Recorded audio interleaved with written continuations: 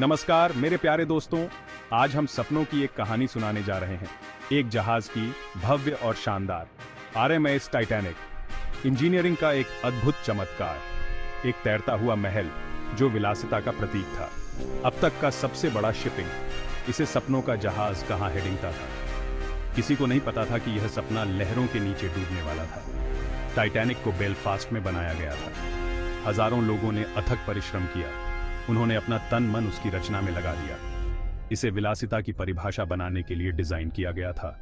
भव्य सीढ़ियां, शानदार dining hall, हर चीज में भव्यता झलकती थी। कोई कसर नहीं छोड़ी गई थी। टाइटैनिक सिर्फ एक जहाज नहीं था, यह मानव महत्वाकांक्षा का प्रतीक था। समंदर को जीतने की हमारी चाहत का सबूत था। शैली और आराम से यात्रा करने की इच्छा, यह मानव उपलब्धि की चोटी का प्रतिनिधित्व करता था। लेकिन जैसा कि कहते हैं, अभिमान के ठीक पहले पतन आता है। 10 अप्रैल 1912 को टाइटैनिक ने अपनी यात्रा शुरू की। उसका गंतव्य न्यूयॉर्क शहर। 2200 से अधिक लोग बोर्ड पर सवार थे। अमीर फर्स्ट क्लास के पैसेंजर, मेहनती सेकंड क्लास के पैसेंजर और आशावादी थर्ड क्लास के प्रवासी जो एक नई जिंदगी की तलाश में थे। बोर्ड पर माहौल बहुत ही उत्साहित था। हवा में जोश भरा हुआ था।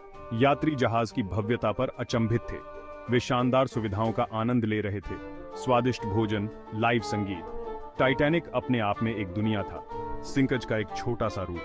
उस सैडनेस घटना से अनहेडिंगन जो आने वाली थी। यात्रियों में दुनिया के कुछ सबसे अमीर व्यक्ति भी थे। जॉन जैकब एस्टर चतुर्थ, बेन हेडिंगमैन, गुगेनहाइम, इसिडोर स्ट्रॉस। वे अकल्पनीय विलासिता में यात्रा कर रहे थे। उनके केबिन राहेडिंगों के लिए बनाए गए थे। लेकिन जैसा कि हम देखेंगे, धन भी जिंदगी की गारंटी नहीं दे सका। यात्रा के पहले कुछ दिन बिलोंगिंग से थे। अटलांटिक शांत था, आकाश साफ था। यात्री अपने नए माहौल में रचने लगे थे।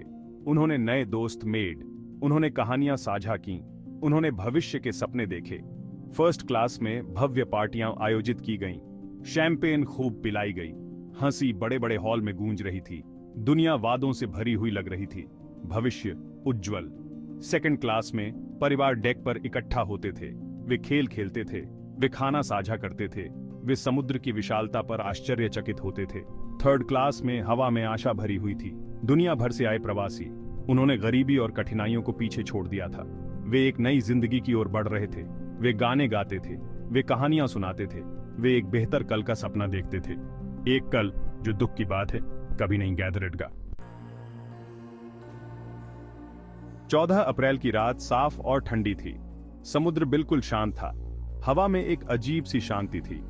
टाइटैनिक को अन्य शिपिंगों से चेतावनियां मिली थीं, बर्फ के पहाड़ों की खबर। लेकिन इन चेतावनियों को नजरअंदाज कर दिया गया।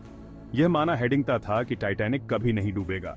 बैंड अपना काम कर रहा था, यात्री नाच रहे थे, वे खाना खा रहे थे, वे हंस रहे थे। उस खतरे से अनहेडिंगन जो पानी के नीचे छुपा हुआ था, अनहेडिंगन की उनके सपने ब्रोकने वाले थे। जहाज के अंदर मजदूर अथक परिश्रम कर रहे थे। जहाज के विशाल भट्टियों को ईंधन दे रहे थे, इंजन को चालू रख रहे थे। उस भयानक हादसे से अनहेडिंगन जो उनका इंतहेडिंगर कर रहा था। जैसे जैसे रात ढलती गई, तापमान गिरता गया, हवा ठंडी हो गई। फिर भी पार्टी चलती रही। वायरलेस रूम में ऑपरेटरों को और बर्फ की चेतावनियां मिली, लेकिन ये चेतावनियां कैप्टन तक नहीं पहुंचाई गईं। इन्हें महत्वहीन समझा गया। लाइव्स लेवा मिस्टेक्स, लिव्स लेवा एरर्स। टाइटैनिक आगे बढ़ता रहा अपने विनाश की ओर। 11:40 पर जो नहीं होना चाहिए था वो हो गया। टाइटैनिक एक बर्फ के पहाड़ से टकरा गया। एक छोटी सी टक्कर, लेकिन जहाज का भविष्य बदलने के लिए काफी थी। टक्कर का एहसास पूरे जहाज में हुआ। एक जोल्ट, एक शडर, अचानक हॉल्ट। यात्री लॉस्ट देयर बैलेंस, गिलास गिर गए। हर तरफ भ्रम था। ब्रिज पर कप्तान स्मिथ और उनके अधिकारी नुकसान का अंदाजा लगाने के लिए दौड़ पड़े। खबर बुरी थी। जहाज में पानी घुस रहा था। अडूब टाइटैनिक डूब रहा था। भट्टी के कपेरिजडों में पानी घुस आया। मजावइयों ने डटकर बाढ़ को रोकने की कोशिश की, लेकिन यह एक हारने वाली लड़ाई थी। फर्स्ट क्लास के केबिन में यात्री हंगामे से हेडिंग गए। वे डेक पर गैदर्ड। उत्सुकता जल्दी ही डर में बदल गई। जहाज झुक रहा था। लाइफ बोट तैयार की जा रही थी। हालात की गंभीरता समझ आने लगी। हर तरफ घबराहट फैलने लगी। यात्री लाइफ बोट की ओर दौड़ पड़े। लेकिन सभी के लिए पर्याप्त नहीं थी। महिलाओं और सर्वाइवल्सों को पहले लाइफ से दिया गया। पुरुष पीछे हट गए, कुछ बहादुरी से, कुछ हताश होकर। बैंड बजता रहा, उनका संगीत त्रासदी के साथ बज रहा था।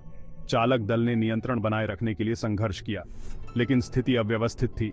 लाइफ बोट उतारी जा रही थी, कुछ आधी भरी हुई, कुछ खचाखच भरी हुई। बेबस लोगों की चीखें हवा में गूंज रही थीं। अपने सर्वाइवल्सों से बिछड़ी माओं की स्क्रीम्स, अपनी मौत का सामना कर रहे मैनों की प्रेयर्स। अराजकता के बीच वीरता और त्याग के कार्य चमक रहे थे। मैनों ने महिलाओं और सर्वाइवल्सों के लिए लाइफ बोट में अपनी जगह त्याग दी। पति अपनी पत्नियों को अलविदा कह रहे थे, माएं अपने सर्वाइवल्सों से लिपट रही थीं। अकल्पनीय आतंक के सामने भी मानवीय भावना ने चमकने का रास्ता खोज लिया। जैसे जैसे टाइटैनिक और डूबता गया, लाइफ बोट दूर लिवजे लगी, डूबते जहाज से दूर जा रही थी, एक अनिश्चित भविष्य की ओर जा रही थी। पीछे छूटे हुए लोग डर से देख रहे थे। जहाज जो कभी आशा और विलासिता का प्रतीक था, अब एक कब्र बन गया था, धीरे धीरे लहरों के नीचे समा रहा था। लाइफ बोट में स्पिरिटों का एक अजीब मिश्रण था। बच लिवसे की रिलीफ, जो कुछ उन्होंने देखा था उसका हॉरर, जिंदा रहने का अपराध बोध जबकि इतने सारे लोग मर गए थे, और हमेशा टाइटैनिक की दर्दनाक छवि, धीरे धीरे डूबता हुआ, रिलेंटलेसली, बर्फीली गहराइयों में। रात निराशा की आवाजों से भरी हुई थी, पानी में डूबते लोगों की स्क्रीम्स, लाइफ बोट में बैठे लोगों की प्रेयर्स और बैंड के सैडनेस ट्यून्स बजते रहे।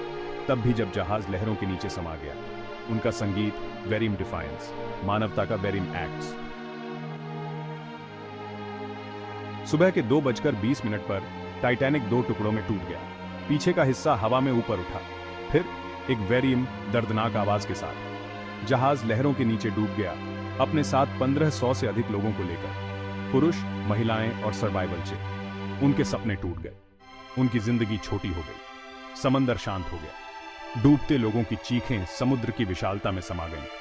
केवल लाइफ बोट रह गईं, पानी पर तैरती हुई, सर्वाइवल लोगों से भरी हुई, उन भयावह दृश्यों से ग्रस्त, हमेशा के लिए त्रासदी से हॉन्टिंग। कारपेथिया टाइटैनिक के एसओएस सिग्नल से सतर्क मौके पर पहुंचा। सर्वाइवल लोगों को सर्वाइवल आया गया, कारपेथिया पर ले हेडिंगिया गया, कंबल में लपेटा गया, खाना और पानी दिया गया। लेकिन उन भयावह दृश्यों को मिटाने वाला कुछ भी नहीं था। रिमेंबरें उनके साथ हमेशा रहेंगी। टाइटैनिक के डूबने से पूरी दुनिया में सदमा पहुंचा। अडूब जहाज डूब गया था, इतने सारे लोगों की हेडिंगन लेकर। त्रासदी ने समुद्री सुरक्षा नियमों की कमियों को उहेडिंगर किया। इसने उत्तरी अटलांटिक में हिमखंडों की निगरानी के लिए वेरी राष्ट्रीय आइस पेट्रोल की स्थापना की। लेकिन त्रासदी के बीच वीरता की कहानियां भी थी। बैंड अंत तक बेहेडिंगता रहा, वायरलेस ऑपरेटर वेरिम क्षण तक एसओएस सिग्नल ट्रांसमिटिंग। पुरुष, महिलाओं और सर्वाइवल्सों को लाइफ बोट में लाइफ से देने के लिए पीछे हट गए। बिलोंगिंग से लोग असाधारण साहस और त्याग दिखाते हुए मौके पर खरे उतरे। टाइटैनिक की कहानी मानवीय विजय और मानवीय त्रासदी की कहानी है। यह जीवन की नाजुकता, विनम्रता के इंपॉर्टेंस और मानवीय भावना की अटूट शक्ति की याद दिलाता है। यह एक ऐसी कहानी है जो आने वाली पीढ़ियों तक सुनाई हेडिंगती रहेगी। टाइटैनिक भले ही चला गया हो, लेकिन उसे भुलाया नहीं गया है। उसकी कहानी हमें मोहित करती है, हमें सतर्क करती है, हमें समुद्र की शक्ति और मानव जीवन की नाजुकता की याद दिलाती है। टाइटैनिक के मलबे को 1985 में खोजा गया था, जो समुद्र तल पर पड़ा हुआ था, त्रासदी का एक मौन मेमोरियल। आज दुनिया भर के संग्रहालयों में टाइटैनिक की चीजें रखी हैं, जहाज के टुकड़े, यात्रियों का पीपलगत बिलोंगिंग्स। हर वस्तु उस मनहूस रात से जुड़ी हुई है, खोई हुई हेडिंगन और सीखे गए सबक की याद दिलाती है। टाइटैनिक के डूबने से समुद्री सुरक्षा नियमों में महत्वपूर्ण चेंजेस गैदर। शिपिंगों को सभी यात्रियों और चालक दल के लिए पर्याप्त लाइफ बोट ले लाइफ्सा जरूरी हो गया।